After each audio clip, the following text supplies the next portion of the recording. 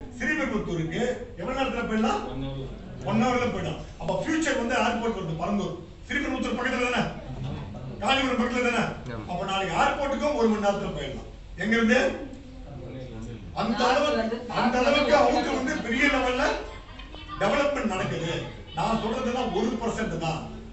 மீட்டிங்க சீக்கிரமா முடிக்கணும்ன்றதுக்காக இந்த மேப்பை வந்து இந்த போர்டு ஃபுல்லா போடுறேன் நான்.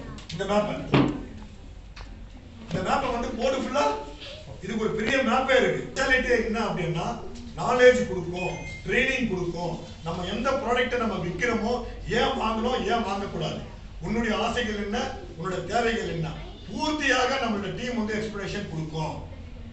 அதை தவிர 10 பேரா இருந்தா கூட நானும் அதுக்கு நீங்க என்ன நெகட்டிவ் கேட்குறீங்களோ அந்த நெகட்டிவை முடிஞ்ச அளவுக்கு நான் பாசிட்டிவோட நான் பதில் சொல்ல நான் விருப்பப்படுவேன்.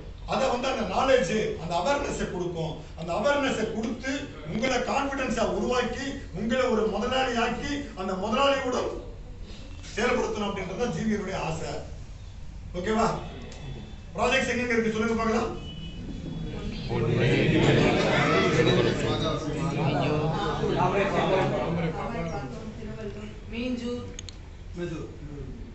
அப்போ இந்த சரௌண்டிங்ஸ்ல ஏன் பிளாட் வாங்கணும், என்ன ரேட்ல இருக்கு, எல்லாமே ப்ரோச்சர்ஸ் இருக்கு. இதுக்கு விருப்பப்பட்டவங்க, அர்ஜுன் பட்டவங்க சாப்பிட்டுட்டு அவங்கவுங்க லீடர்ஸோட நீங்க கேளுங்க. அதுக்கப்புறம் அவர் ஐயப்பன் சார் அங்க போயிட்டாரா, யாருக்கு என்னென்ன எப்படி வந்து அந்த 50 இருந்து 1 லட்சம் ரூபாய் சம்பாதிக்க ஆசைப்படுறீங்களோ அவங்க எல்லாம் கூட இருங்க. எக்ஸ்பிளனேஷன் கண்டிப்பாக உங்க டீம் உடன் கொடுக்கப்படும். ஓகேவா? தேங்க்யூ.